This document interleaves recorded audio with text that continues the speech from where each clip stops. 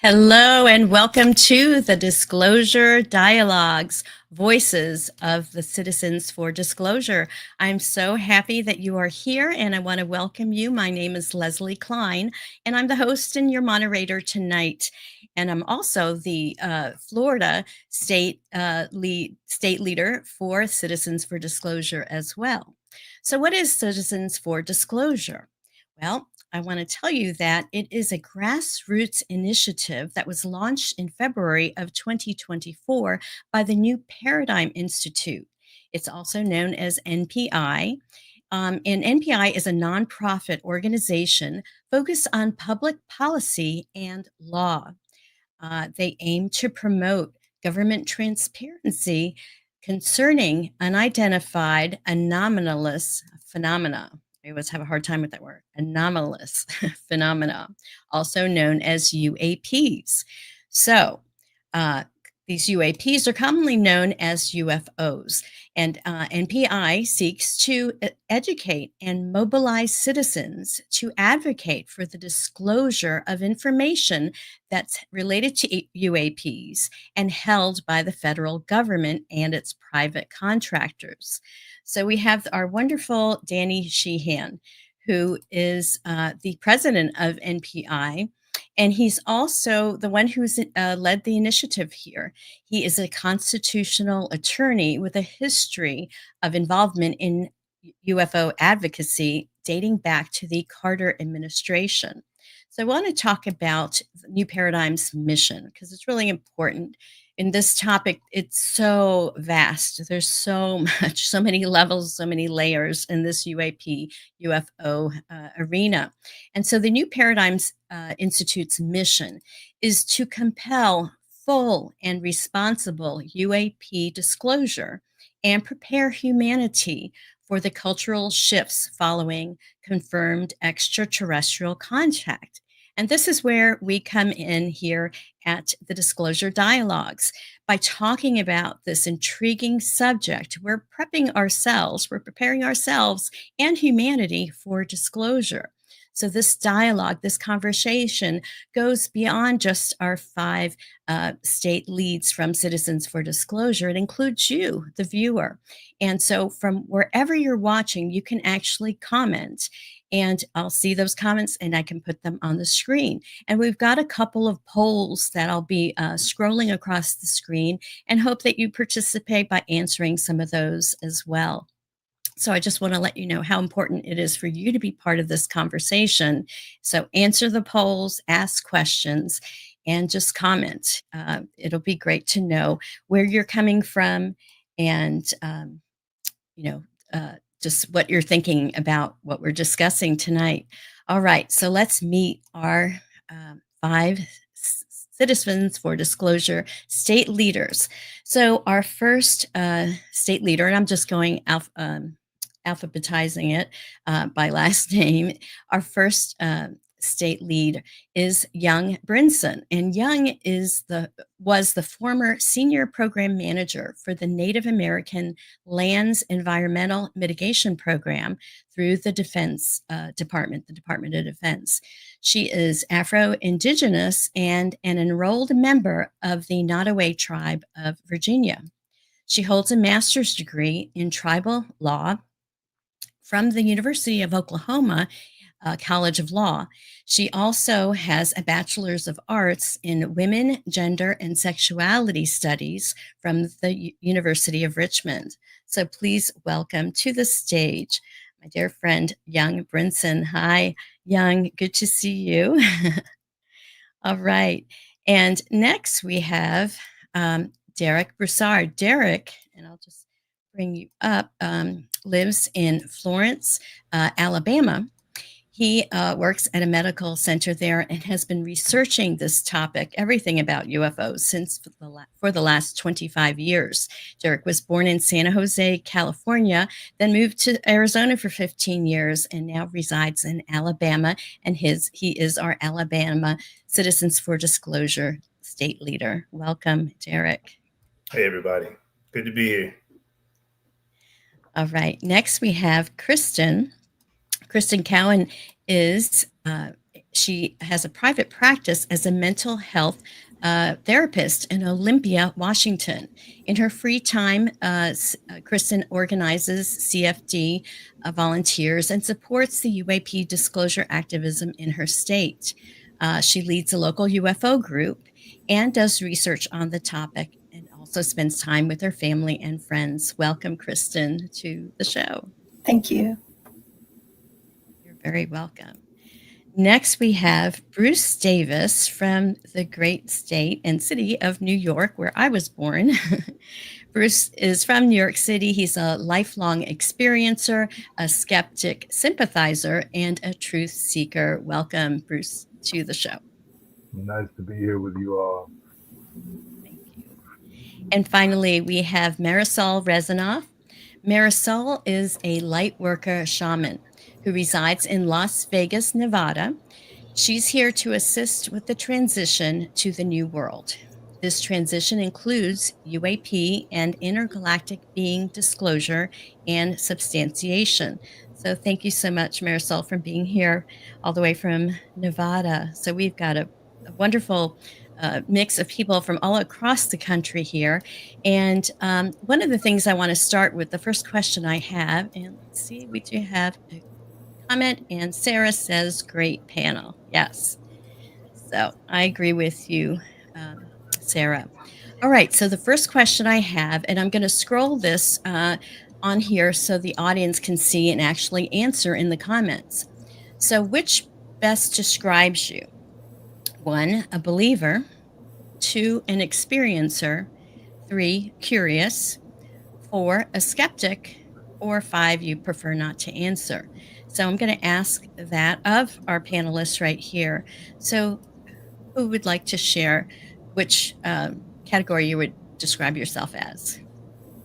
Well, I'll go. I mean, I would consider myself a believer, an experiencer in the sense that, when I used to live in Arizona and I'd be traveling west on the freeway, right over Luke Air Force Base, I would always see these lights that would appear in the sky. There'd be like, 3, 4, 5 of them in various different configurations. And then they would, either drop down or, ascend up or just disappear. And so, I'd seen this a lot of times throughout my time in Arizona. And so I believe the technology is real because I think that's what I'm seeing, because it never made sense to just see, these orange lights that you normally associate with the lights that are on the freeway, right? That same kind of color, but just, hundreds of feet in the sky. And then, sometimes they would slowly one by one disappear. And other times they would just, go straight up. So that, as far as experiences is concerned, that's kind of where I lay. But I'm definitely a believer based on the testimony and, thousands of hours of lectures that I've listened to over the past 20 something odd years. Wonderful. Thank you. Kristen, how about you?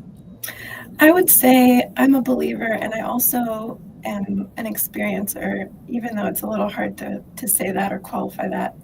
But I've done some CE5 stuff and had some weird experience. So I'm kind of both of those. Okay, cool. Marisol, I'll go to you next. I would say that I'm a believer and also an experiencer. I've had a lot of experiences with UAPs and also intergalactic beings. So I'm definitely a 100% believer. Okay, wonderful. And Bruce, how about yourself? I mean, I kind of let the cat out of the bag in the introduction. Tell us. Yes, I'm a direct experiencer. I actually had the privilege to make physical contact with one of these plasma appearing anomalous phenomenon. I don't know exactly what it was, but I can tell you the sensation was just the sensation of an intense vibration, no pain. I didn't experience any negative side effects from the encounter, so yeah, I'm definitely an experiencer. I just I would love to know more. Love to know more about what I experienced. Got it. Got it. And Young, you got to unmute yourself. Actually, let me see if I can unmute you. Is your mic? Okay, there we go. So, Young, are you an experiencer, a believer, curious, skeptic, or would you rather not say? Well, I am an experiencer, and I have been an experiencer since I was little. So I would just say I'm beyond believing because I know, because in very similar vein to Bruce, because I've seen like a craft in person once when I was younger and later in life, and I've had like a contact experience with a being before. But the most overt experience for me was when I was like 13, and that changed my life forever because it was right there. So I'm an experiencer. Awesome. So we've got, let's see, because some of you were both. Young, Marisol, Kristen, and Bruce, I would say, are all experiencers, and some of you are also believers. I would say, just to let you know, I'm a believer for sure. I've seen certain things, but I cannot say for sure that those were ETs flying across the sky. It could have just been a, shooting star, but I'm definitely want to be an experiencer and haven't delved into the CE5 protocol so much. I've kind of been a little chicken to do it myself and haven't found a group yet. So, but yeah, that's great. So I don't see anything in the comments chat about people sharing where they fall. But let's talk about your UFO journey and why you got involved in this work. Like, why is it important to you? So, who would like to go first? Well, I mean, the reason I got into it was initially, like I said, back in 2001, I came across a book from Bill Cooper. It was Behold a Pale Horse. And so when I read that cover to cover and, saw the way that he had laid out the information that, put me on a journey of wanting to find out more about, government's involvement in different programs, whether it was, supposedly running drugs and, other different aspects of what was involved in the book. And then from there, I just started looking at everything. I got introduced to, the likes of David Icke, and just a myriad of various different individuals that were covering the topic. I was also a big fan of Coast to Coast AM. So pretty much between 2001 and 2010, 11 or so, I faithfully listened to Art Bell and, or maybe it was George Knapp at the time, getting that time frames messed up. But in any case, it was just a journey of listening to these stories night after night after night. And I just remember, asking myself, like, how can this not be front page news? I mean, the stories that were coming across were absolutely amazing. And one thing that really made a huge jump in this was that, in November of a friend of mine that I lived with in Arizona, him and I were actually supposed to meet with Bill Cooper because of his father's affiliation. And so we were actually going to meet with him after I got back from New York. And unfortunately, he had passed before that opportunity. And so understanding more of who it was I was actually going to meet, I was just kind of in shock to be, kind of that close, just inches away. But that's really what started my journey, was just a series of just looking at information, watching different DVDs that I would have sent mailed to my address, actually, back in the 2000s. And just listening to these lectures of individuals talking about these complex subjects and articulating just a very different worldview than I was used to seeing. Amazing.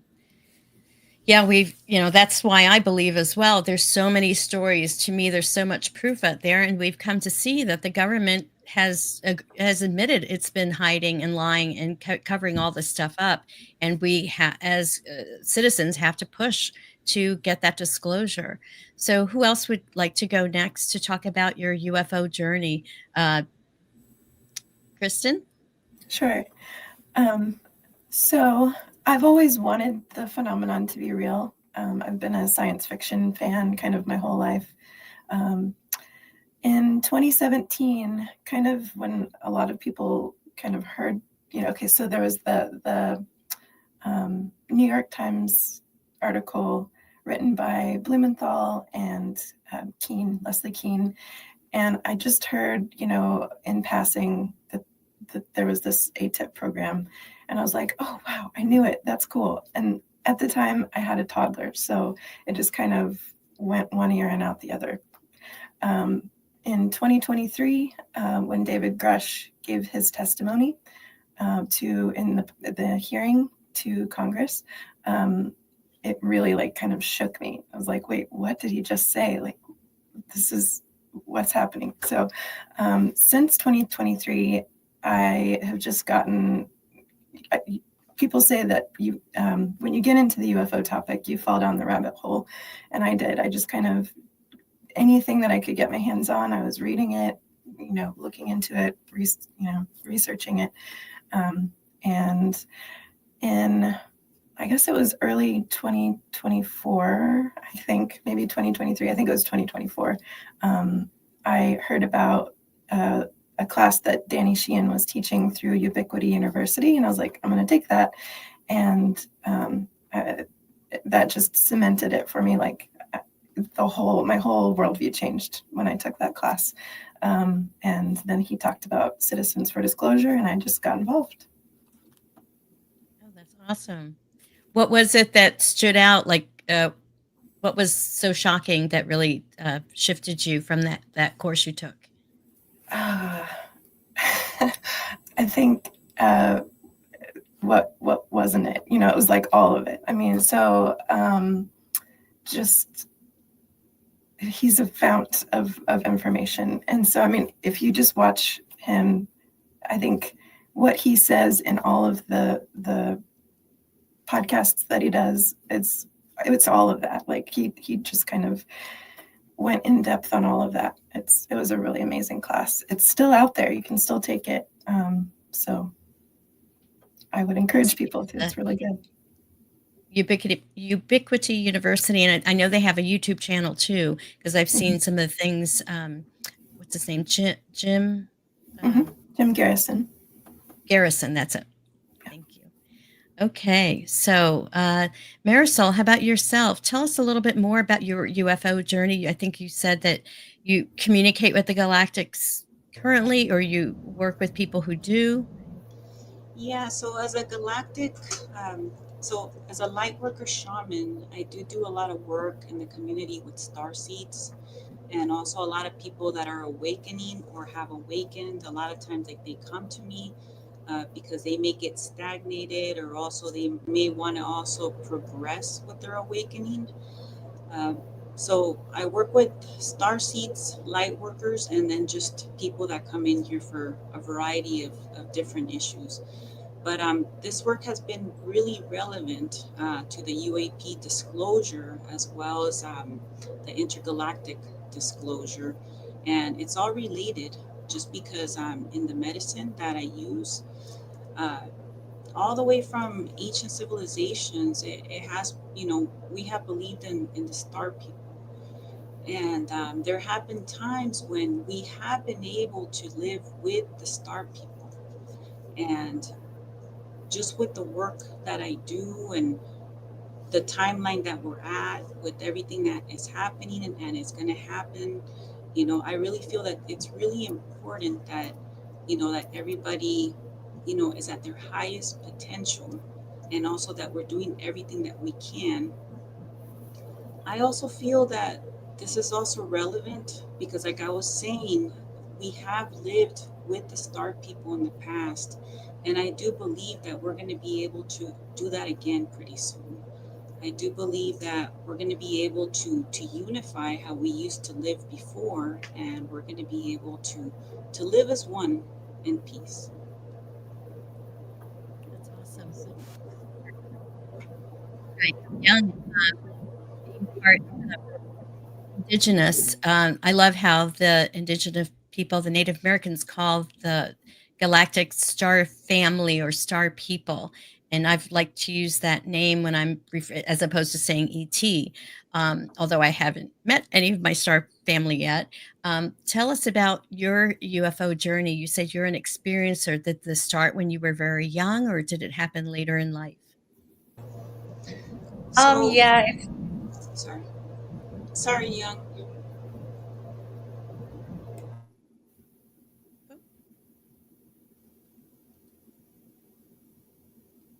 Go ahead, Young. Just got to unmute. Sorry, I'm not used to this laptop. It's like is so weird because I've never had like a new MacBook. I've had a MacBook from forever ago. It's like 2012 and I upgraded. Now I'm like, I don't know what to click on, what I'm clicking. But I didn't want to cut you off, Marcel. Did I cut you off? I did not mean to. Okay. Because I love her. First of all, y'all, she's amazing. We're going to go to Superstition Mountain together. She's just a great person and another Indigenous sister. So, yeah, when I was younger, I recall being like going to places. I don't know who was taking me, and I'll put that out there now. Like I just call them blue people because I remember their hands, the color being blue, and they would take me places. My mom would sometimes like go looking for me in the house, and she would find me in my closet, and she would ask me where I had been, and I would say I'm going on adventures with my friend.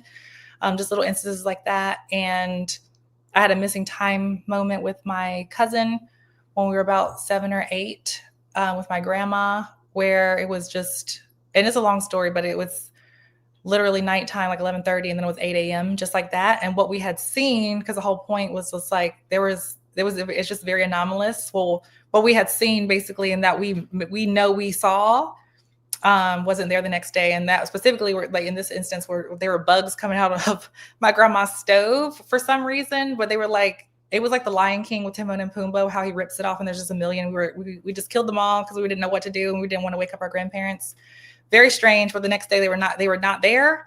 And again, it was 11:30, then 8 a.m. And I asked both my grandparents, and they were like, "No, there was nothing on this floor at all." So that was weird. But the main event that broke me, and not broke me in a bad way, just confirmed super that, one, I know I'm not from here, and is when I was like 13-ish with my mom in the car, and we rolled up to a stop sign in Pamlico, North Carolina, which is where I'm from originally. And the trees were very short at that time. They were growing like pine trees, and they had stakes at the ground, and they were like in nice rows so you could see across the horizon.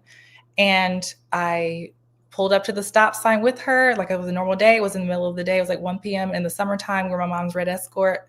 I was sitting in the passenger seat, and I think I was flipping with the flip phone or something in my hand. I always say like flip phone, but it could have been something else. But I remember messing with something and looking at my mom because she was about to turn, but I get this weird tingly feeling inside. And I look up above me, and I'm not good with estimating feet necessarily, but I know it's like it had to be 150, maybe 200 feet above our car at this angle. But obviously from this camera, it's opposite, but it would be so on that side for you, I guess. But it's on my right side because I'm in the passenger side above our car, like at this angle where the stop sign is. And there is a gigantic saucer because it takes up half the road almost. And there is no sound, but it's black and seamless, like metallic metal.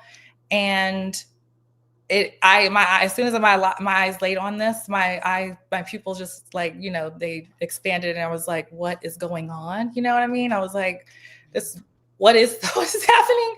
And it's just ingrained into my mind, it's seared into my mind, because I've never seen this as clear as day until that moment. And I am so giddy. And I look back to my mom, like, are you seeing this? And she's like hunching over the steering wheel. She's like, yeah. And I see around the outer perimeter, there are lights that are alternating colors, very slow, and around the outer perimeter. And in the middle perimeter, there are whiter lights like you would have in any house, but they were more close together. They were not as spaced out as the other ones, and they weren't changing colors or anything. They were just staying white, and they were stagnant. The other ones were just alternating at a very slow rate. And in the very middle was a brighter light. And there were no rivets, no electronics, nothing that I would have seen that would indicate to me that it was human made. One, because my stepfather was in the military, my grandfather was in the military, and we live in a military town because Cherry Point Marine Base is across the ferry, which is down the road. And again, it was dead silent. I don't know what to do. And I'm like freaking out because I want to get out of the car, but my mom's like stunned. She's not really talking at this point.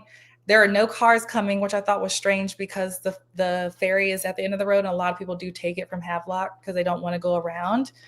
And as I'm asking this, and I'm looking back and forth to see if it's really there, and it's still there. It's obvious, and it's crazy. It's starts to around the outer perimeter's edges of the disc shape, and I can only see it from this angle, so I can't really see the top, but I can tell it's lenticular to some extent, and that there's something that's rising at the top, but I can't see the top because of the angle. And it starts to vibrate like you would throw a quarter, and you see it spin really fast. It's like a hyper speed, but it does that, and then it shoots across the tree line.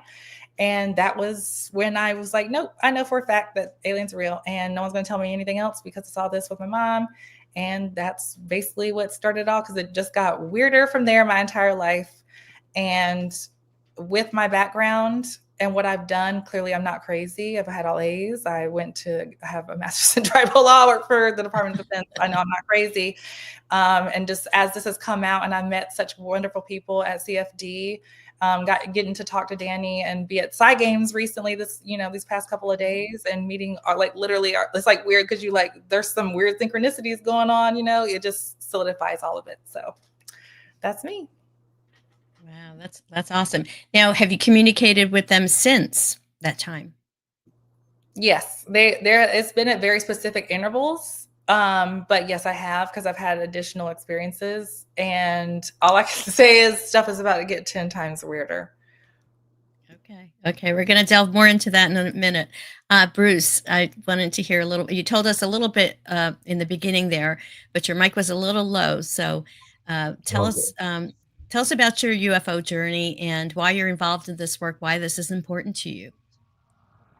Well, I'll say from a young age, I did experience things, but that drove me close to being more interested in religious pursuits.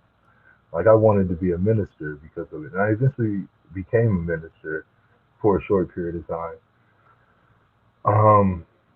Until I started having more and more profound experiences, and more information began to come out, and I began to suspect that maybe this had something more to do with these claims of extraterrestrials and now non-human intelligences.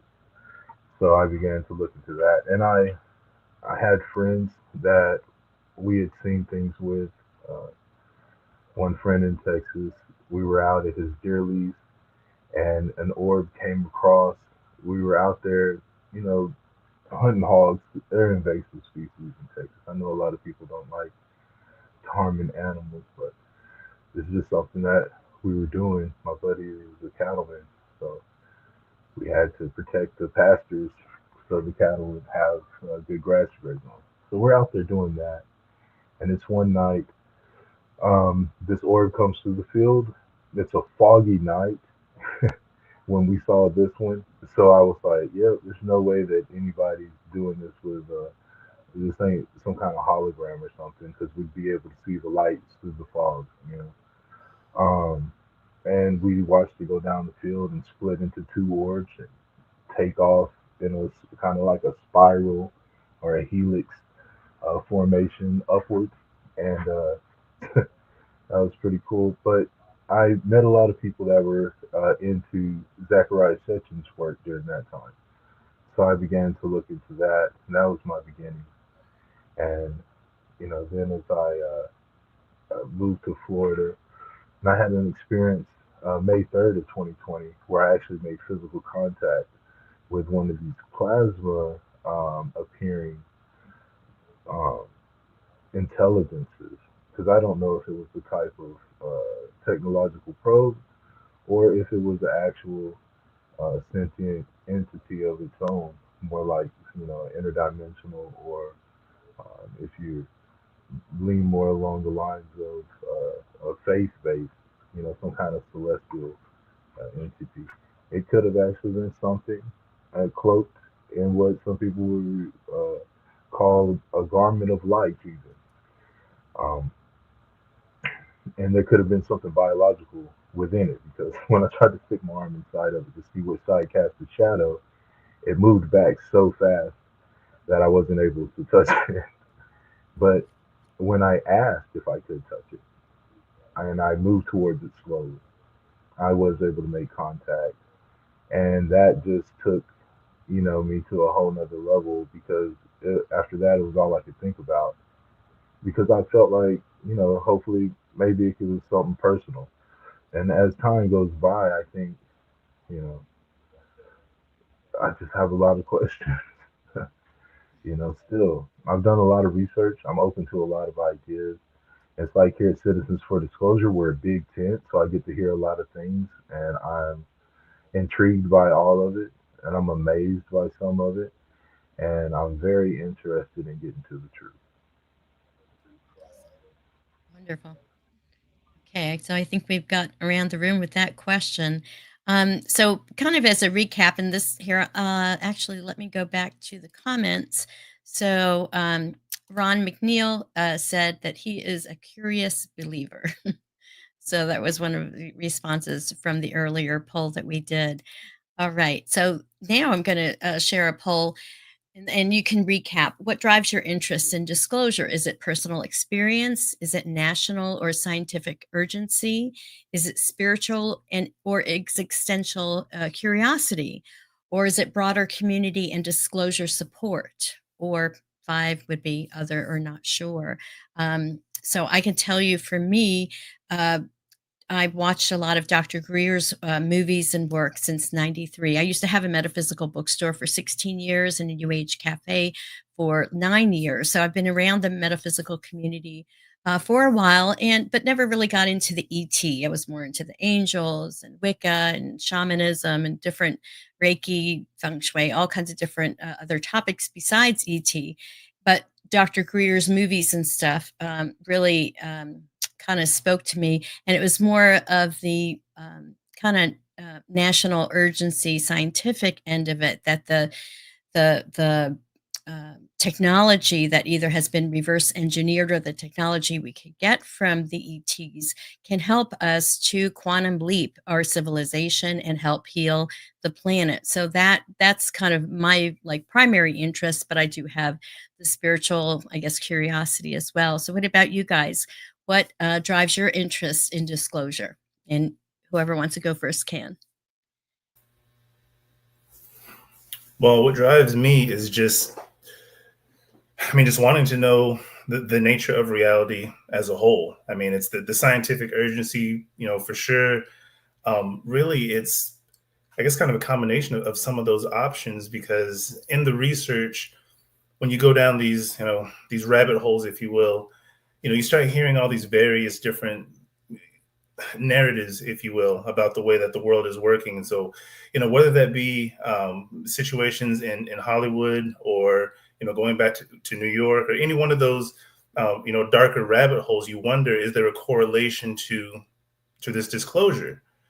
And so wanting to have full disclosure, not only obviously for myself, for my curiosity, but being able to solve what I guess in my mind is the majority of the world's issues. I mean, if we're talking about a new propulsion system, a new way to create energy, that could be something that changes our whole global, economy, our whole global state of being able to end, hunger, being able to come up with new, medical sciences, new material sciences. There's just so many benefits that I could see from disclosure, but I do think that it has to be a controlled disclosure, in the sense that, obviously for national security reasons, you don't want to have, an electrogravitic device that can be turned into a missile, because why would they not do that? But I mean, I think there's also a consideration that needs to be taken into that as well. And I'm also a little bit concerned about disclosure as well, as far as not just the ontological shock, kind of as a whole, but when the accountability starts coming forward and they start asking, how long has this been going on? What was the apparatus that allowed for this deception to take? And who's responsible? Is this, at a governmental level? Because at each point, whether it's a religious institution or a governmental institution, this was something that was ridiculed and laughed at. What does the Vatican know? And who are you to be able to withhold this critical information from the rest of humanity? And so when all of these questions kind of start coming up, that's kind of what I'm here for, to find out, what is the disclosure? How is that going to drip out? And how are we going to be able to help our neighbors in our community be able to adjust to this new paradigm that we're all going to be facing at some point, sooner rather than later, the way it's looking? Mhm. definitely. Well, thank you for that. Who would like to go next? What drives your interest in disclosure? Like, what's the most important aspect? For me, it's everything. It's all of them. And Leslie, like you were saying at the beginning, I think it is important to prepare everybody mentally and psychologically for the disclosure and substantiation of UAPs and intergalactic beings. It and I do agree with Derek that it does have to be a step process just to protect everybody's well-being as well, and also for safety precautions as well. But the reason I'm saying that all of them are important to me, there's a stigma associated with believing in UAPs or intergalactic beings. And a lot of times when people have experiences, or for example, there are some people that do get taken or have been taken that have not looked for help due to possible stigmatic reactions from other people. Uh, I am a believer that everybody should be able to access the services that they need to access so that they can be all right. And I also believe that that with the technology, the military has used a lot of things within the military that can also be that we can also use for our own benefits, such as like gifts like telepathy or some of the clear gifts that are used. A lot of people are able to access that, but they don't know how to do that. But yet the military has used that in the past for espionage. And I think also with the military, they're not transparent. And because they're not transparent, a lot of people go through stuff that they can't access care for. There's just a lot of reasons. I would say, like all the categories, the spiritual, the community, also like living in truth. And like Derek was saying, we can have a better world here without electricity, without electric companies. And we can also use a lot of the stuff that is also being used on in other places. We can also integrate those ideas here and live in a better way. Excellent. Thank you. Kristen, were you going to share? Yeah. For me, it is kind of a combination of 2, 3, and 4. And really, I guess 4 is kind of the biggest one. I feel like I have this calling to help people, at least the people around me, see that we don't have to be afraid. Like this is something that's going to happen for our benefit, and I mean even for the universe's benefit. But I was listening to part of Chris Bledsoe's book UFO of God last night, and there was a part that stuck out to me. It was the palpableness of the fear that his son and his friends and even he felt. And later on, as I was listening, Chris learned that that's why they were there, to help him see that he doesn't need to fear, that people don't need to fear. And I feel, I feel that way. Like I just feel like I've been called to help people see that there's not anything to fear. And so I think the disclosure, slow steps to disclosure is important as well, just to help with that ontological shock. You're a mental health therapist. Have you had people that you've helped that are experiencers at different levels? Like, is that how you know some of this information? Unfortunately not. I'm wanting to work with experiencers, so I'm hoping that will be something that I get to do someday, maybe someday soon. But no, I don't know how to explain it. I just have this feeling that I've always kind of known this, and that I'm supposed to help, and that's part of why I'm here too. So awesome, thank you. Okay. Bruce, what say you regarding what drives your interest? What's most important to you? Well, I agree with what everybody said so far. Those are very good points. But for me, when I look at the state of the world, say, of humanity and how we are such a warring species. And then what I've witnessed these UAPs do, and what I've seen as far as the NHI and of their capabilities and what I've experienced, even from things that were intimidating. Um, I just know how helpless we really are when it comes to them. And I just feel like, whether they pose a threat or not, it would make a lot of sense for all of humanity to really be looking into this to find out what else is out there. Because I can tell you from experience, there's a good reason why the military, uh, all the whistleblowers that don't know what's going on, why they're concerned. Like, if these things were ever nefarious, there's nothing we could do. And I think I don't like using fear, to rally people, but these are the one of the things that stood out to me when I've experienced some things that were not pleasant, even though I survived them, and um, there didn't seem to be much harm. I like how Glitch described how we might be like animals, the way that we treat animals, and we'll go and tag them, meaning them no harm. A lot of times we're actually trying to figure out, how to keep the population from dwindling any further than what we're seeing. And so we would go out and we would capture and tag and do certain things. I just know from some of these experiences that when some of these things that are in your presence, there's nothing, you can't move anything but your eyeball. That's so strange to me. So I just feel that that's really important to figure out what these things are or what their MO is.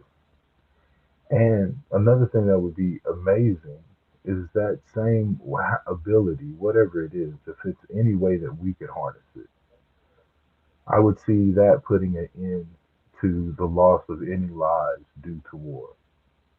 If you had the ability to uh, put somebody under a state of, what I can only refer to as sleep paralysis, you would never have to harm anyone when you apprehend a criminal. That would just that would be amazing. That would be amazing ability to harness, whether it's tech or something uh, else.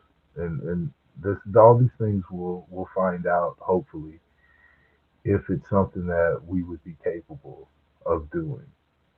But I think we need to mature to a level to where we can even find out about these things because they are that advanced. So Mhm. that's what motivates me to dig into this. Great. Thank you. Young, did you answer this question? I lost track. Would you like to? Sure. And I will say one, like Marisol, with all of them, that all of them are important because one begets the other. I'll piggyback on what Bruce said, and I would just say that when it comes to these beings, we got to be careful not to anthropomorphize them and try to understand them from a human perspective, which you can't reasonably do, because we have emotions that they may not understand or have and to the same capacity. And I would say we do need to be curious about them, but that requires you to be curious about yourself and people and why they act how they do, because we need to understand who we are in order to even understand them and their actual goals and perspectives, because we have failed as a species to literally be accountable for what we're doing and how we affect other people, we we have been stunted, right? There is major climate change. There's war constantly, like Bruce was saying, right? Because people fail to find out who they really are, which a lot of this is going to hinge on that point, whether we will be able to handle a new world in which we do live amongst them, because we have to do some major cleanup, right, with our acts and be accountable and be curious about ourselves enough to have empathy for ourselves so that we can give it to other people and give it to these beings rather than other them, like they've othered countless people who operate on various degrees and within an intersectional reality that we live in. We're just realizing now, right, that intersectionality in this consensus reality that we live in is very much more liminal than what you think it is, right? So I think that in order to mitigate an ontological shock, it will require people to do some more self-work before we go down any rabbit holes and even trying to understand the tech, right? For me, just because I'm like, people are so curious about the gadgets and things that they can do, but fail to recognize what you could have done this whole time as a person to save our planet, right? So we got to find our voices too. And I think that's why I'm so grateful to be here with everyone at CFD again, and Lesley Klein for holding this so that people can do this, and right, we can have our faces out in camera and talk about these things in real time to help push that along, you know. Thank you. Thanks, Young. A lot of golden nuggets in what you just said. Thank you. So Danny Sheehan, he likes to break down this topic into 4 dimensions. He called it one meeting we were at: the legislation, the public hearings, behind the scenes, what's going on, and the ET agenda. So Derek, would you like to talk about the legislative update of what's going on right now? Because you're really good at doing this research. So I'd love to hear what you have to say. I mean, yeah. I mean, right now, so Citizens for Disclosure has, looked at 119 legislators that sit on 4 key oversight committees. And so we're reaching out to these legislators 2 a day, sending them emails, just to let them know that their constituents do support them in this effort. They're not going to be laughed at. We do take this seriously. And with the UAP Disclosure Act coming up in September, that's why we're making this push to meet with our legislators and here, like in Alabama, Tennessee, Mississippi, and MPI leadership is reaching out to set up these meetings so that we can, inform them about this topic. Because surprisingly, a lot of these individuals are not really aware of what is happening with UAP as a whole. They may be familiar with maybe David Grush or, something on the peripherals. But I mean, again, you got to imagine everything's always on fire when you're working in Washington. So there's so many things that are a priority that they may not understand that this legislation is definitely the most consequential piece of legislation to ever come across the United States Congress. But we're reaching out to these individuals and we are getting some good responses. And with the advocacy from everybody across the various different states, I mean, they've received tens of thousands of emails and phone calls every day on the subject. I think tomorrow actually do have an interview. We have a meeting in Tennessee with Tim Burchett, which is going to be a Zoom call. So it'll be nice to, get a hold and speak with him regarding what we're doing here at Citizens for Disclosure, and hopefully, develop a better relationship, amongst our congressmen.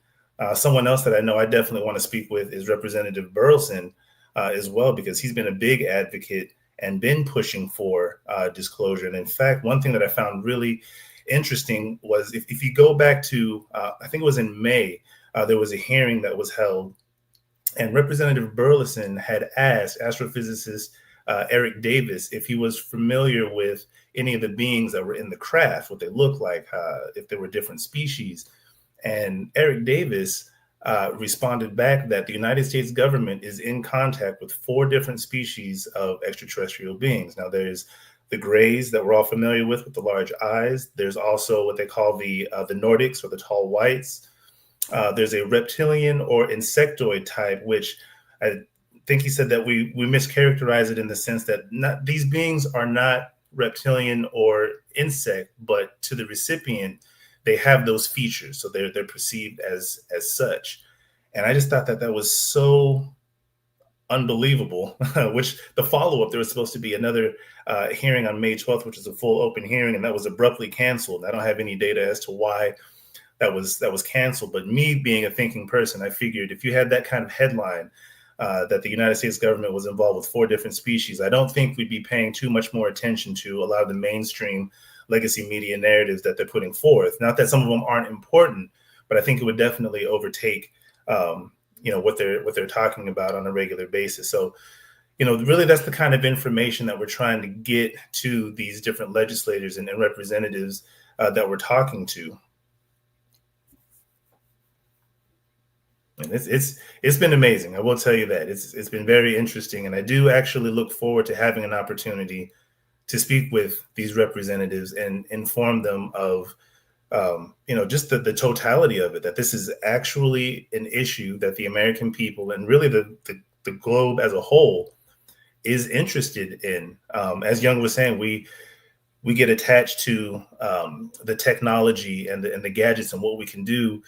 And, one of the more important things is obviously know thyself, but being able to harness some of these abilities, whether it be astral projection or remote viewing or any one of these faculties that apparently all human beings possess.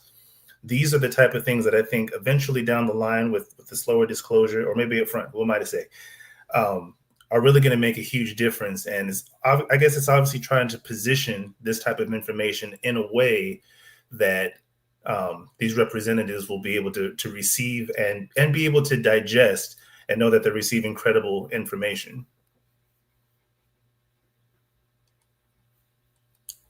Thank you. I was just answering Sarah. She was asking if we were recording this, and yes, we're recording. We're streaming it to like 8 different places, several places on Facebook, even the Florida Citizens for Disclosure Facebook page, YouTube, and LinkedIn. So the other big thing this week that just happened, Derek, was that the UAP Disclosure Act that Schumer and Rounds in the Senate they got it in the NDAA, the National Defense Authorization Act, and that needed to happen.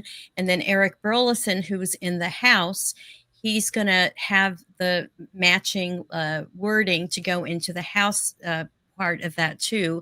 And then I guess this fall is when all the Congress people vote on it. So like you said, a lot of them don't even know. They know maybe a little bit about UAP, but they don't understand the bigger picture. So what we're doing in educating the public and these Congress people, and also letting them know how important it is to us, is so important.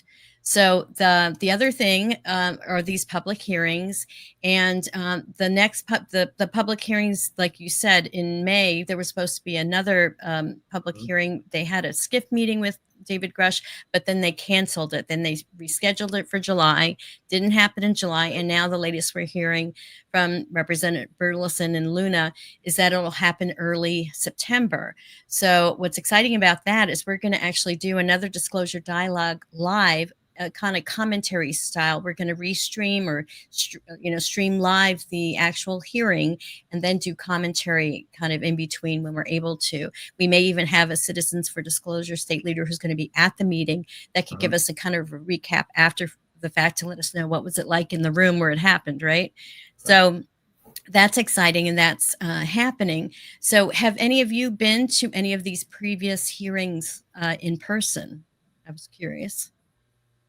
You have, Young? Yeah? Yes. Tell us about it. The one Tell us in about it. November 13th of last year. November 13th. Mhm. Oh, okay. So that the one, that wasn't the one Grush spoke at. That's when Alessandro was there, I think. Yeah, it was from November 13th, 2024. Okay. Yeah, I remember that one. So that What one was it like? It was very fun. It was just cool to be there. Talk to a lot of the main people that y'all seen. I'm sure a lot of people in the UFO community. And yeah, it was just really just like it's just cool because you're in the first, get the full view for yourself to be there and engage with everyone. I think everyone should try to attend at least one in their lifetime, just because I think it would help them with finding some community for people who are like, they've never actually done anything. They're still kind of curious, maybe on the fringes of things, and maybe they just want to see. I think it would be very helpful for them to go, because they would be like, wow, they would actually see how many people are always there. And it's less removed from you than what you think it is. Everyone's just so used to putting certain places, spaces, and faces, right, on monoliths and on these high, like that put them so far away from themselves. Like that's like they're in a vacuum somewhere, when they're actually right in your backyard, right? You can go there, you can do this. This is all possible because it's not far at all. It's just in your head. You limit yourself, right? And that's all what this is about, is consciousness too, is at the base of all of this. So it's really cool. Oh, that's awesome. Did anyone else go physically to a hearing? No? I've watched them live, so it's pretty exciting when you can watch them live as well. So why do you guys think that these public hearings are so important? Anyone who wants to answer that?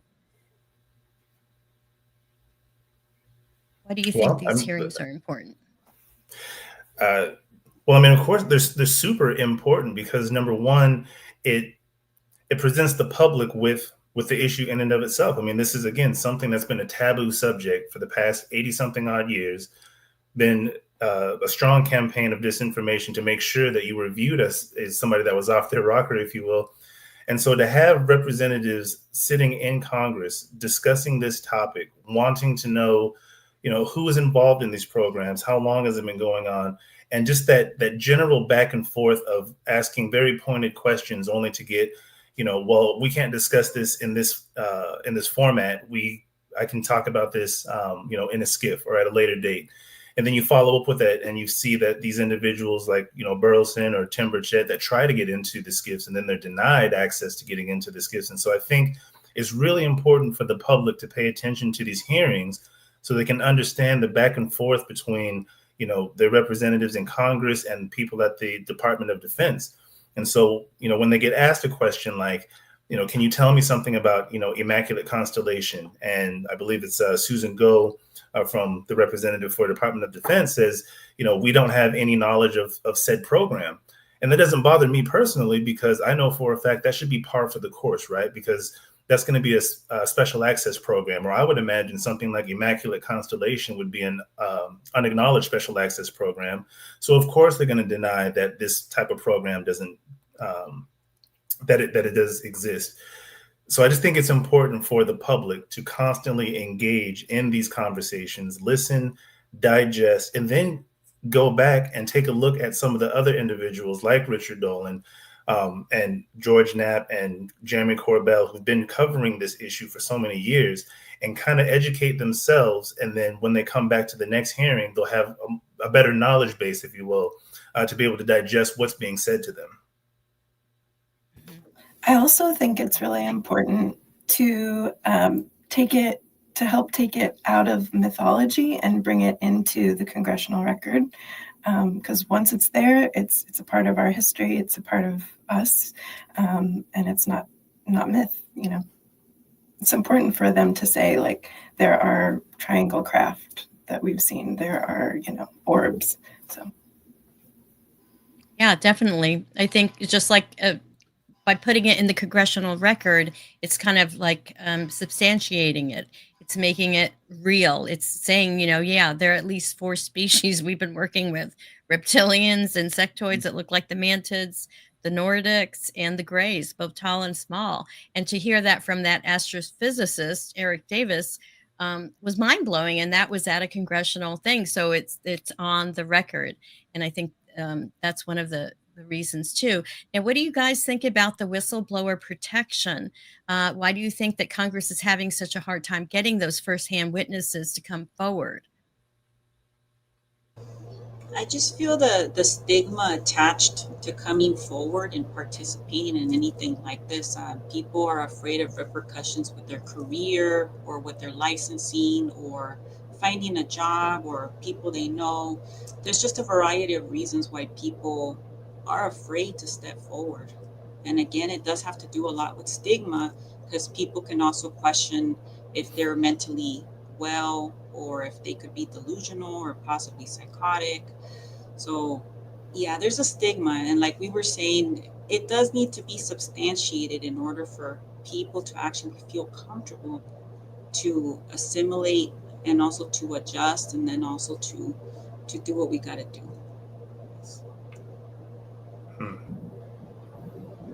I also Well, think a go lot of the ahead, Young. people don't, they're not come, it's harder for us to make any, like we made a lot of segue with um, whistleblowers, but I feel like a lot of people get scared not only for the stigma, but because we do know that there's intimidation and retaliation involved where they don't want to have to suffer those consequences, especially if they've been living a comfortable life. Well, they have to take a new risk and put their voice on the line for the truth, which obviously this is what's happened on any civil rights movement we've all had. People had to be willing to risk their lives for this, even though it shouldn't be that way.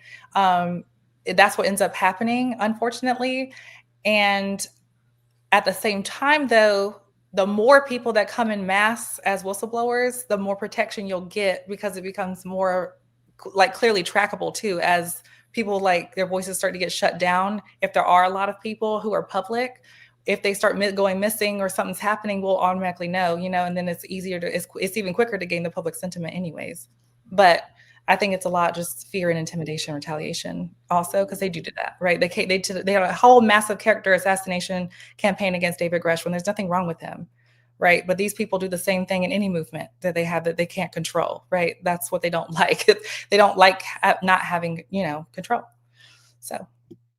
And I think they've been threatened that they could lose if they're military, lose their pension, or even the defense contractors lose their pension, get demoted, get fired, and even they're threatened, physically with death for both them and their families, according to things I've heard from Dr. Greer. So it really is a serious, they're not playing. These shadow government, entities, they're not playing. They don't, they don't want this information out. So this is why it's just so important. And one point that Greer makes is that these entities are illegal. So therefore, any NDA that was signed is illegal. So it's just that Congress has to take that oversight position again and get control of those rogue organizations. So, all right. Well, did anyone else want to share anything more about the whistleblowers? Yeah, Yeah, I did. I'm sorry. Go ahead, Marisol. Oh, I just want to say really quick that it is in the government's interest to keep us all in fear because they want to keep us controlled. And if they keep us controlled, then we're just going to stay the same and we can't progress. We're just going to be stagnated. I just want to say that real quick. Yeah, and I was just going to say that it just like what Young was saying, it's really the intimidation, and it's. I mean, let's call it for what it is. It's threats. These individuals are being threatened, not just with their career, but in some cases, their lives and their families' lives or people that they're associated with. And this is something that has happened before. And in my opinion, with the general public, when I'm speaking about this, that really doesn't hit home, with them. That seems to be, like Young was saying, it's in a vacuum. It's somewhere else, or that's for Hollywood, or that's in TV. But in actuality, like this is what is happening. These individuals are risking their lives. People like Jake Barber, people like Matthew Brown, people like David Grush, they come out and you got to think about, what kind of conviction an individual must have to risk all of that, to come out and speak about a subject that the general public isn't really going to believe, but know that you need to push for this because you've seen something, something that the rest of us do not. And how important it is for us to know this information. And so, again, it comes down to it's the blatant threats. And without these whistleblower protections that are in place to nullify these NDAs that, again, some might say, well, how can an NDA be enforceable when there's no government oversight? There's no congressional oversight on these projects. And it's like, well, if somebody has a firearm, to your head about it, yeah, it becomes a legally binding agreement. And I think that's what not only those three individuals, but, from what I've been researching, there's probably hundreds or thousands of individuals who've been involved in these legacy programs at some point, whether they've physically touched a non-human entity or maybe their parts or had to work on a particular piece of instrumentation and try to reverse engineer that. But a lot of these people would love to come forward and they're just waiting for the legal apparatus or the framework to come into play so that they can come forward. And that's exactly what this legislation is going to do. It's going to allow them to, file counter lawsuits against them. It's going to nullify these NDAs. And in some cases, because of the type of work that's being done and lives have been lost, some of these individuals don't even want to come forward unless they have some type of qualified immunity to protect them, because in the course of this work, they probably have taken lives and probably have committed all types of crimes from A to Z. So they're not going to come forward. So we got to have some type of, truth and reconciliation type concept in order to get this information. I think that's going to be a struggle, but I know there's some well-qualified minds out there that are going to be able to lay out what exactly needs to take place. And it's probably going to be a little messy going forward. I mean, it's a lot messy. Look at our system and the way that we do things now. It always seems to be a mess. But hopefully in this instance, when it comes to whistleblowers and their protections, we really do need to get this right, because not only is it going to affect every American, but this is a humanitarian issue. This is about who we are as a species. And it's not just us in the United States, but this global phenomenon. You're seeing countries and governments all over the world that are initiating these type of legislative programs in order to get the truth out about UAP. And some of it, more than one thing can be going on, people. You guys got to remember that. More than one thing can be happening. Are some of these craft ours? Possibly. That's what the hearings are for. Are some of these extraterrestrial? Possibly. That's what the hearings are for. Are they interdimensional? Are they coming from other planets, other solar systems? Possibly. But we are definitely waiting for this legislation to come in place so that we can look at the nuts and bolts of this situation and determine what is going on, and so that we can figure out a path forward. Because at the end of the day, I think we've all been saddled with this notion that at some point humanity ends. At some point there's an apocalypse, or it's going to be a zombie outbreak. There's all these negative futures and timelines that are set out for humanity, when in actuality, it doesn't have to be any of those things. It has to do with who we are as individuals and what we're going to do to secure a future for humanity, for our children, for the generation that come after us. This is really that turning point right now where we make a decision. Are you going to get involved? Are you going to, shed your fear of public speaking, get on the internet and talk about these things at the early stages when there's a lot of skepticism and ridicule for coming across? But I figure like this, if these individuals can risk their lives, then the least that we can do is listen to what they're saying, find credible information, really look at a scientific approach on how to adjust, and then just move forward. So I'll get off my soapbox about that. Love that. That was perfect. Thank you. All right. So next I want to talk about the extraterrestrial agenda. This was one of the dimensions that Danny Sheehan talked about. And to get us started into this segment, I want to play a video that is called "We Are Not Alone." This is one of the videos. It's almost 3 minutes long, so bear with us, but it's from the New Paradigm Institute. So let me go ahead and add that to the stage here.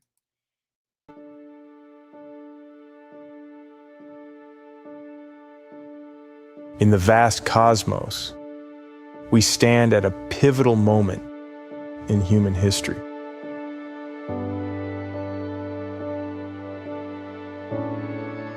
We're not alone in the universe.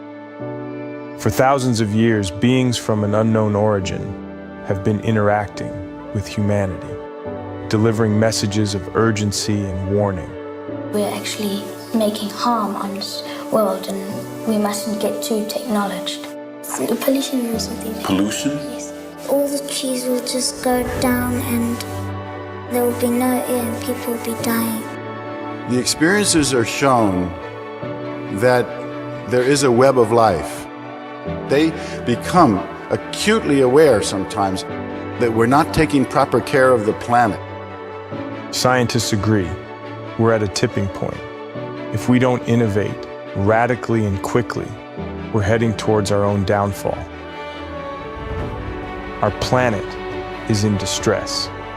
We've drained its resources, polluted our skies and seas, and developed weapons that could end life as we know it. Traditional green solutions like solar, wind, and hydro aren't enough anymore.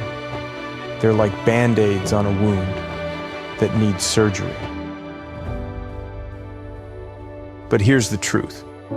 The so-called UFOs, now known as unidentified anomalous phenomena, offers us a profound opportunity to solve our energy and environmental crises.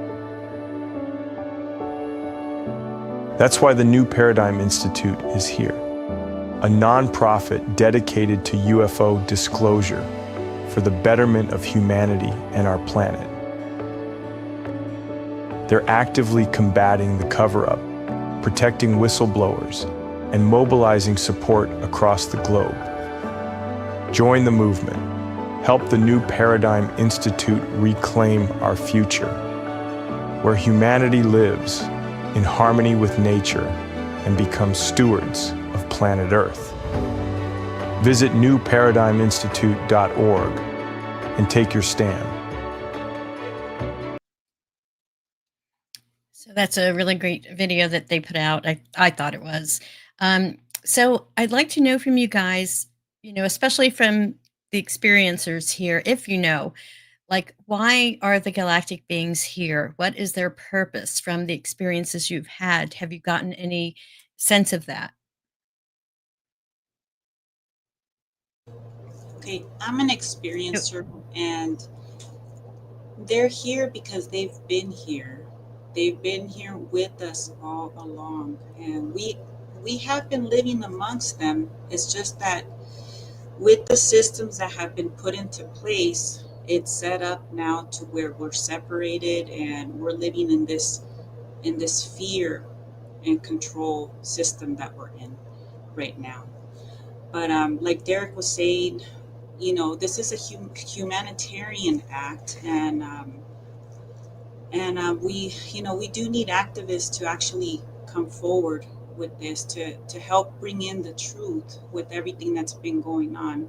But I'm going back to my experience, my own personal experiences. Again, they're here because they've been here before we were here.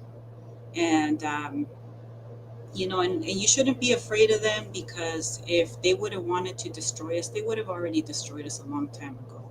So we can live in peace. And with my own personal experiences, I had one bad experience with them, but I was honestly in a place where I shouldn't have been. But besides that, I've never had any bad experiences with them. And I truly believe that we can live amongst them, with them. But I think it's going to take work on both ends, on their end and also on our end. And like Young was saying, we also do have to accept that they have their own cultures, their own way of thinking.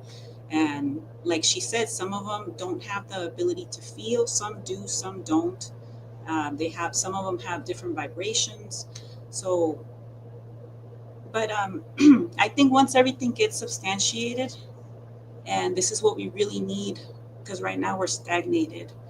We do need that substantiation to move forward with everything. Marisol. Marisol, can I ask you, can you identify what species you've been working with? Which ones have communicated with you the most? Just curious. So I work with the Arcturians, the Andromedans, and I also work with the Anunnaki. Nice. Young, you were going to say something about why your understanding as to why the galactic beings are here wanting to communicate with us. Yeah, and very similar to what Marisol said, it's exactly the same. And they have been here, and we've probably run and bumped into a couple at this point. But I think the whole point of all of this, why it's so cryptic, this journey seems so long-winded, is again to teach you about yourself, and because they notice how we other people, other things and ways of life, and we make them out to be monsters because we don't understand them, like they've done to massive amounts of people. How we treat nature, right? We just use nature rather than helping nature or giving back. It's about reciprocity. And it's like they have to be so secretive, and it's almost like they joke with us sometimes, and how they move and operate, and why they're just so clandestine, right? It's because they're trying to get you to reach back into remembering who you are, so that when that time comes to face the biggest fear, which is seeing a being you've never seen for a lot of people, you will stand there and you will not try to harm them or, have that fight or flight response, right? It's to quell that so that you can actually have dialogue with them and try to understand them, because you have to understand yourself in order to understand them. And that's the biggest message that I have gotten, is once you reach that point of understanding, it will be that much easier for you and that much easier for everyone else, right? And that will help with being accountable, being curious, loving other people, understanding how some of the laws that we've had have to be rewritten in order to mitigate, the current issues and then future issues that are yet to come, and in order to help us live in unison with these star people, right? It's all planned to be this way, and it takes this experiential, long-winded way for people to actually get it. You know what I mean? And not all knowledge is meant to be gained simultaneously like that, right? And it's not all meant to be given to you at one time. This is why it is such a journey, and why they give you crumbs or they come see you sometimes, right? And it's for their also their own protection. They're more fragile than we are. We are equipped with a physical instrument that is meant to work and live here, right? We're very sturdy. They are now so beyond having to be sturdy and do these mundane things. They are more in their mind, right? So their bodies are like vestigial structures, if anything, right? That's why it's just different for us, and they're more scared of us. Just like you might be so scared of a spider, right? When you're younger, because you're like, oh, they're going to get me. But actually, no, you're bigger than them.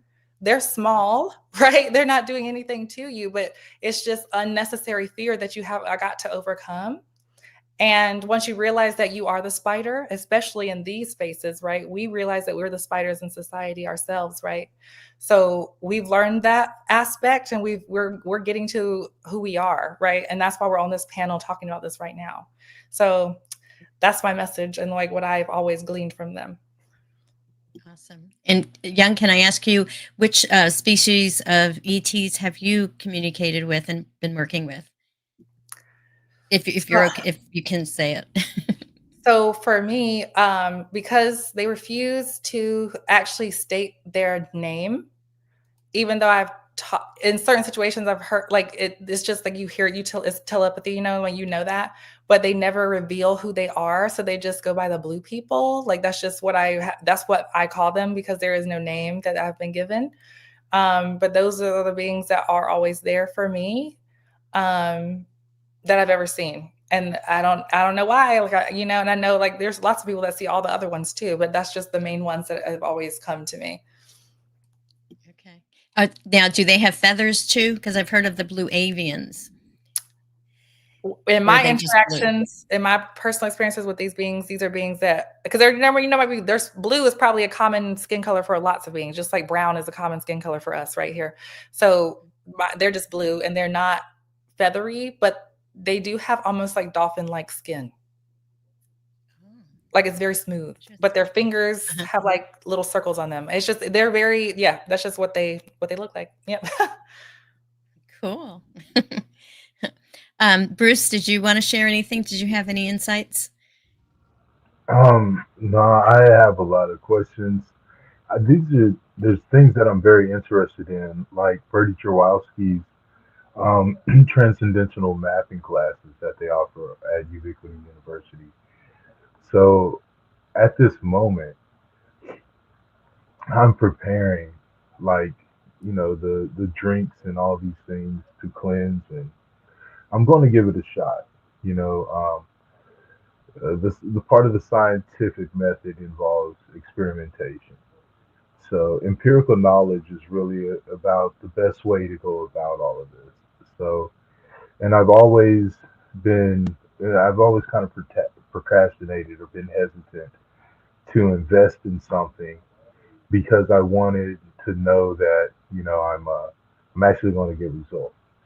And this is one of those things where you just have to go for it. I've done research. I really like Bertie's approach. I like a lot of the things that I hear, but I've got to buckle down and try something. For some reason, I haven't been able to have any communications. There have been moments where I believe, I could have received some downloads but I'm very skeptical of these things, especially, with some of the information that's come forward through people like Anna Jacobson and the devices that they use at DARPA. I imagine if these technologies and things exist within our military or the people with the legacy program, if they are monitoring people, I I wouldn't want to say anything that may have been a construct of theirs because some of the things that I've experienced when it comes to possible communications, they weren't always pleasant. I've experienced precognition, and some of the things that I saw were devastating, and it had to do with war. And these are things that I'm hoping, will not come to pass. But that's about the closest I can say that I've come to any form of communication.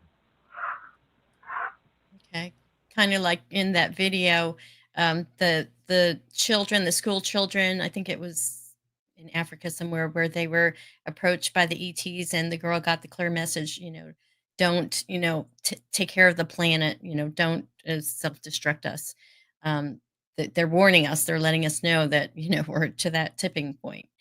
Kristen, you put a little message in the comments. You said, we have so much growing to do. We need to stop hurting each other so we don't take war and violence into the universe. We need to figure that out to find our place in the universe. I love that. Yeah, because the way I understand it, they're more evolved than we are, right? They're in peace. They don't do war. They're so much more evolved than us. And I think the reason for being here, one of the reasons is to help us evolve, to really do that quantum leap. And because I think we're ready to do it, and we need to. I do want to share that Eric Eisenman says, good evening. He's an aspiring Minnesota, I think that's Minnesota, right? MN, state leader there. So he shared that. So I wanted to share that there. Okay, so we're winding down. The last thing I want to talk about is this post-disclosure world. Eric, you had brought to my attention that Richard Dolan, he has a podcast called Intelligent Disclosure, and he had a episode recently that talks about why the elites fear disclosure so much. And so, the idea of, and he also wrote a book called After Disclosure. He wrote that in 2010, and he was referring to that in this episode. So I wanted to see what you guys thought about post-disclosure. What do you think the post-disclosure world would look like? And I'll let anyone who is interested to start that discussion. Oh man. Well, hey, what to do after you get your freedom? What are you going to do? Post-disclosure world. That is really hard to fathom, because when you're looking at where AI is going and what role is that going to play in society and where we're at right now. This is kind of the part where, so I'd listened to that episode as well, and that's what really gave me the pause, as I was saying earlier in the program, is definitely trying to find a way to deliver this information post-disclosure. It's kind of hard to fathom. I'm kind of at a loss for words, just because I don't want to be negative about it, but I think we innately are going to want to have some justice for the things that have been done. And maybe that's something within all of us we have to overcome. But when you hear a lot of these stories about what's been happening to children all over the world, again, none of us know how far this disclosure concept goes. It's not just going to be about extraterrestrials and hidden technology. What other type of programs were falling under that umbrella? And when that comes to light, what does that look like? And so, again, I've always been a strong proponent of making sure that we have mental health professionals on board. Right now, we need to be speaking to a lot of therapists, a lot of psychologists, and need to give them this information and maybe send them to, other individuals like, Richard Dolan, people who have written books, who've spent, extensive time in this subject matter, dealing with firsthand experiencers that can really help kind of facilitate how we're all going to move forward in the future. And I guess it also kind of depends on how disclosure comes forward, like how, governments are going to be able to save face with all of this, because right now it's just not looking good. No one trusts you. It doesn't matter if you're Democrat or Republican. It doesn't matter if you're Donald Trump and you're in the MAGA group. You're not to be trusted because there's so many instances of your organization lying and taking advantage of its people and doing experiments and all of these horrible things under the cover and shadow of night, that when disclosure comes out, I really think it's contingent on how this information is disseminated and what leadership has in place to move forward, because it's really kind of up in the air right now, in my opinion. Okay.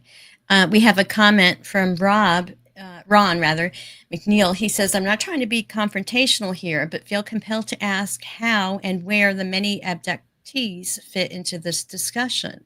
So since you touched upon that a little bit, would anyone like to respond to this comment? I can respond to that. So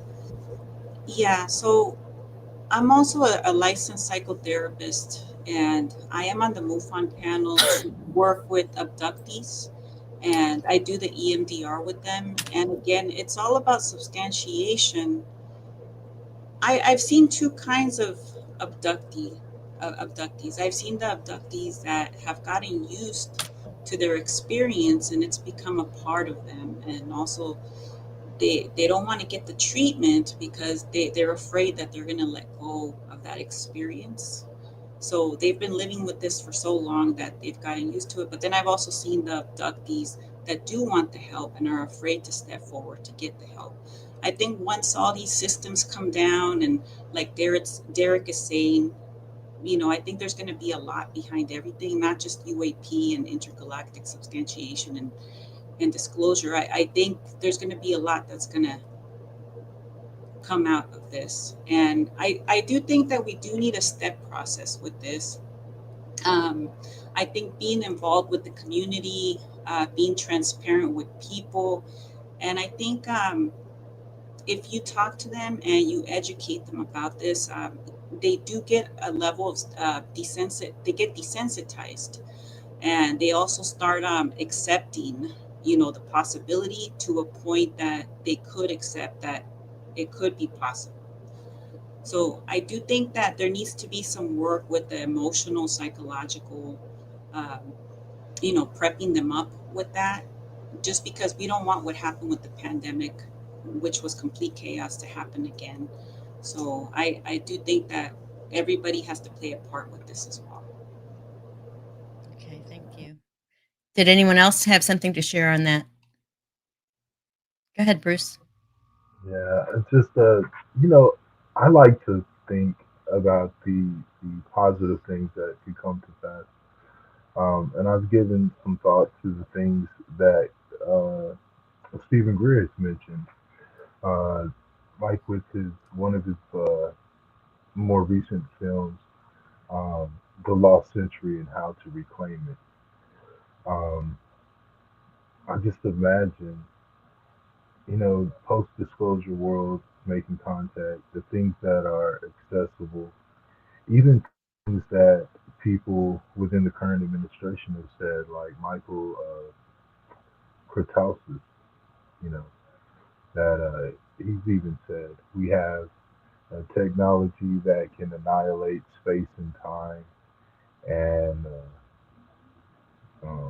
annihilate distance in an instant, warp space and time. Yeah, and that he even later had to come out with a statement to further explain after a lot of questions, and he shied away from the actual point that he was making. And with the things that appear to already be in our possession, we could transform the planet. And even with making contact, I think that this will give us a better idea of how a type 1 civilization operates. And as we move in that direction, I think it'll be great. The type of things that would need to be done, the foundations that would need to be laid for the infrastructure of a type 1 civilization. These are things that, you know, I wouldn't, if the work that needed to be done, it's something that I wouldn't retire from. I'd do it until the day that I died if we started moving in that direction. And that's the kind of energy I imagine coming with the post-disclosure world, that people will be so excited about the things that we do know that we can use for the good, that all the things that we will discover that, you know, will hurt our feelings and upset us, will easily be able to focus on moving forward with all the good that will come from it. Awesome. Thank you. Yeah, I think, we get what we expect, right? So if we see disclosure through the eyes of fear, we're going to get that, things to be afraid of. But if we look at post disclosure through a higher vibration or more positively, I think that we can actually impact the kind of disclosure that that happens.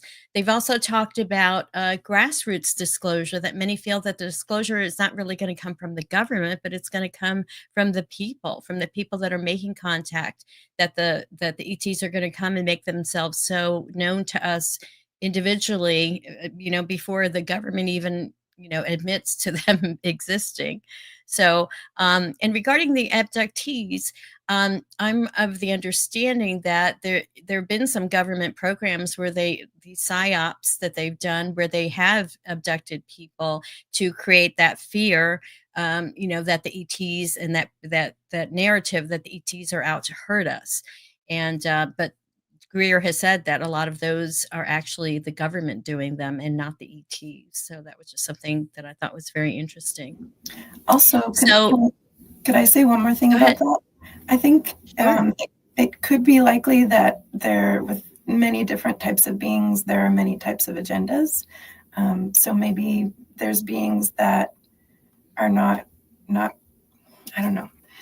They just have needs that they're trying to fulfill, or, I mean, it doesn't make it right, but that's just my thought. Sorry to kind of ramble on, but there's probably different agendas rather than just one. Right. Just like they're good and bad people, I'm sure they're good and bad ETs that are, more helpful and others not so helpful. So, Can I just say one thing, Lesley, because go ahead. just because Sure. you're saying this is, and I just have to say, we all suffer from like a global psychological immaturity. Us doing this work in MPI, MUFON, is the active therapy. It is the grassroots that is forcing the truth to come out, right? We're giving the therapy to this planet. And the end goal should be universal sovereignty, right? So I have no doubt in my mind that this is what's going to happen, right? But it's not even that ETs are more evolved, right? Because it creates another hierarchy that we don't want to perpetuate, right? I'm bigger than you, I'm bigger than this. They're more aware than a lot of people, right? So people that have gone through therapy or that can unpack their trauma are not more evolved than their friends or people that suffer, right? They're just more aware. So this is all about a shift in perspective, because we're not even good and bad, right? It's just about perspective. That is the main goal, because we all see reality through a fractal of it, right? Through our own intersectional experience. So that's the ultimate thing that we gotta start using in our language. Is like, well, about us, right? It pivots us into this whole dichotomy of we could either be good or bad, and well, we're not good or bad. You're a complex whole. You're not just some simple stick figure, right? You have a lot that goes with you. You're a robust being that has to hold a lot of complex decisions, where someone from a disadvantaged position or from that perspective is going to call you bad, whether you like it or not, right? Whether you think you're bad or not, because we're beyond this dualistic sense of self. We're non-dual. much like the ET people, right? And these or in any other interdimensional NHI. Our laws, post-disclosure, and everything that we do must then mimic that as well, right? So that's the goal, is to move into that direction, to recognize sovereignty where it wasn't, right? To give land its inherent rights as water, as the earth that we walk on. So it cannot be taken, sequestered, or dispossessed from people, right? It must be shared. It must have sovereignty itself and be given human being status, right? And like there's already laws protecting water, especially for our our tribal communities, where we protect water rights in that way by giving and elevating the rights of water as a sovereign entity, right? So Earth's body must then have that sovereignty and to be protected in that way. But it all is based in the elevation of your consciousness and your awareness. It's just about awareness, right? Mm-hmm. Yes. So it's a paradigm shift from fear to being open to the new possibilities of contact with our star family. And whether we call them alien, which gives us, it's kind of a separatist type of word, versus star family, that's a totally different, understanding of how they will work with us and contact us and help us. And I guess the other way around, they're interested in learning from us too. It's a two-way street, right? Exactly. And we're all reflections. Exactly. It's about reciprocity of understanding, right? Language is water, and language has power. It holds frequency, right? Your vocal cords make that frequency. So we got to start using new language if we want to change our reality, right? Yes. Here are some words or descriptions I like: star people, star family, galactics, cosmic beings. What terms do you guys like to use when referring to the ETs? Anyone that you like over others? I just always say star people because they're just star people. Yeah, I like the star people. I also say star beings, intergalactic beings, cosmic beings. Okay. All right. I find myself settling with non-human intelligence. Yes. Non-human intelligence. It's very neutral, I guess, and kind of scientific, right? All right. So we're wrapping it up here. I do want to ask you about this concept. What do you think of when I talk about galactic or cosmic citizenship? What does that make you? What does that mean to you? Anyone who wants to go first?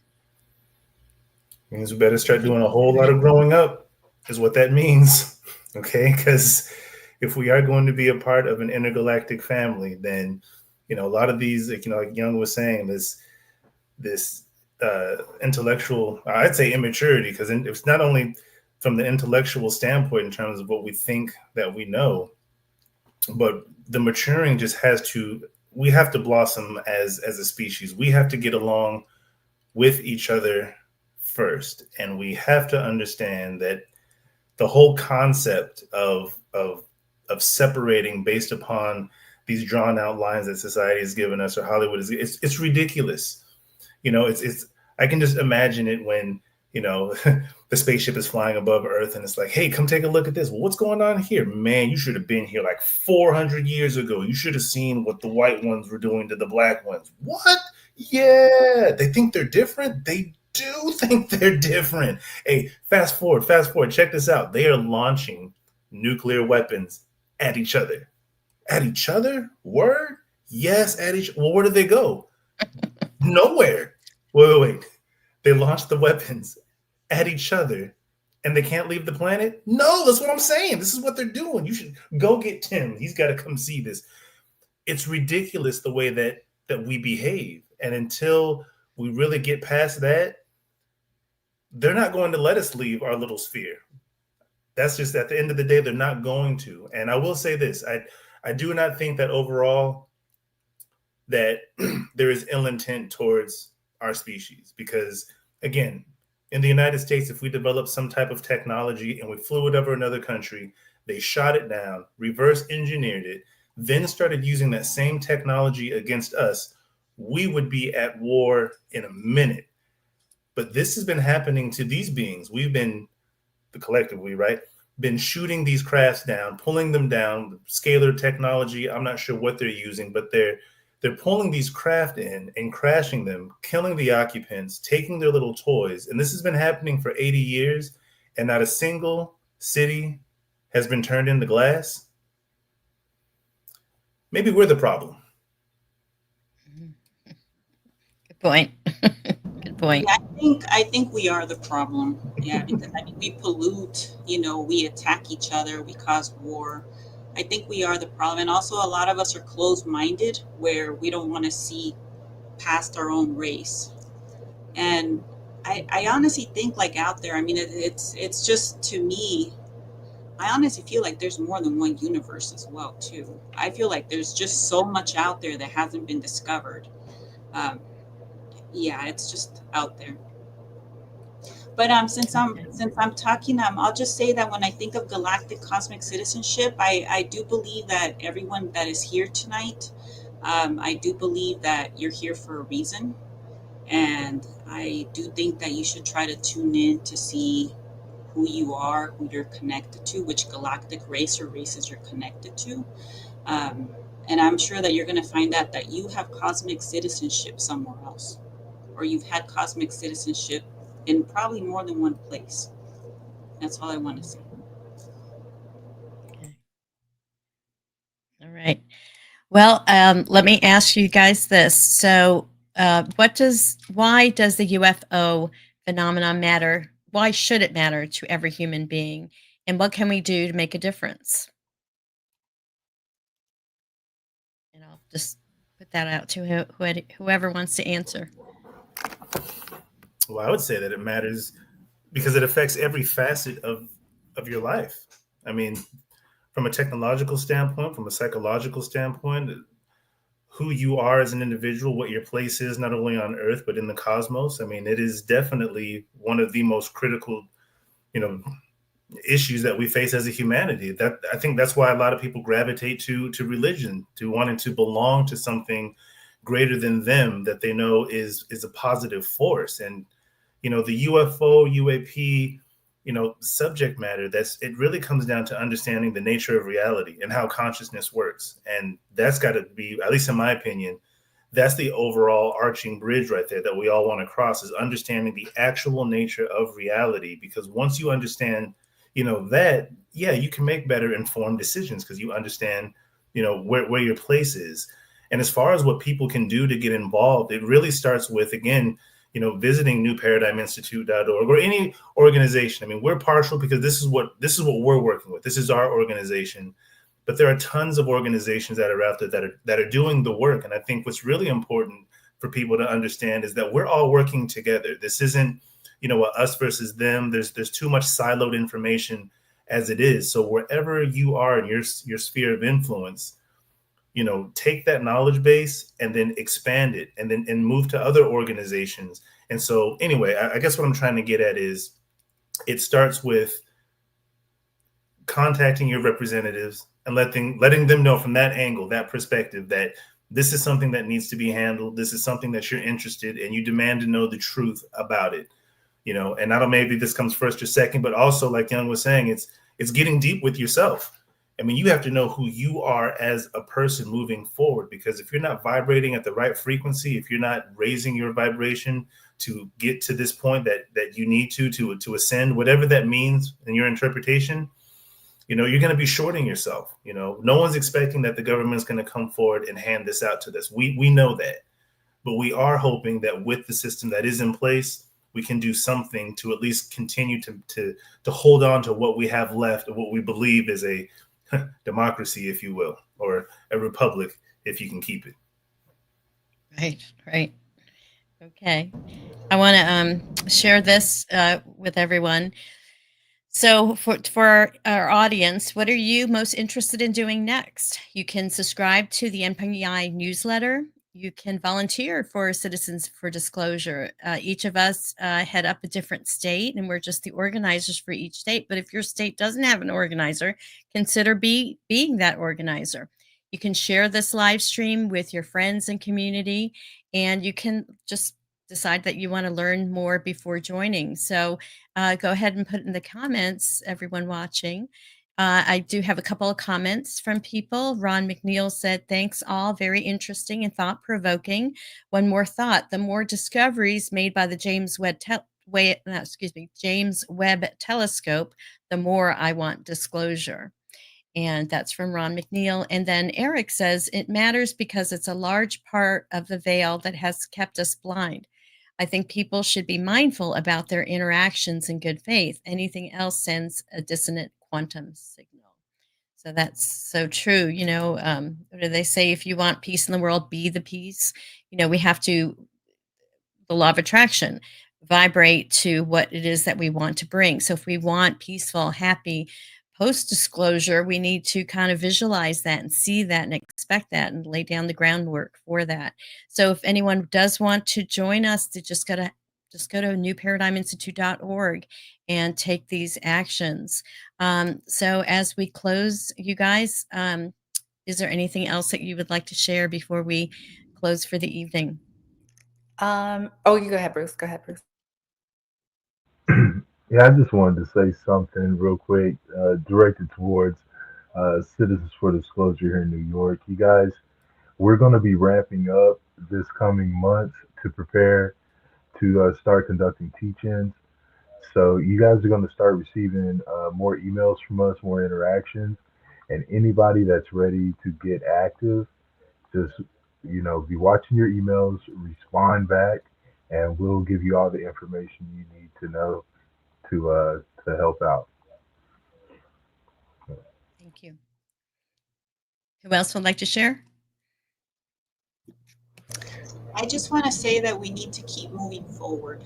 And like Derek was saying, we do need to be in tune with ourselves. We need to discover who we are and also keep working on ourselves to progress. And as the world moves forward, again, there's no turning back.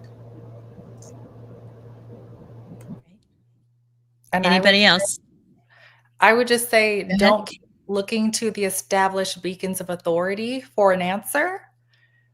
They will not tell you. They are positivist scientists who live in the current consensus reality paradigm, right, of what they can access, right?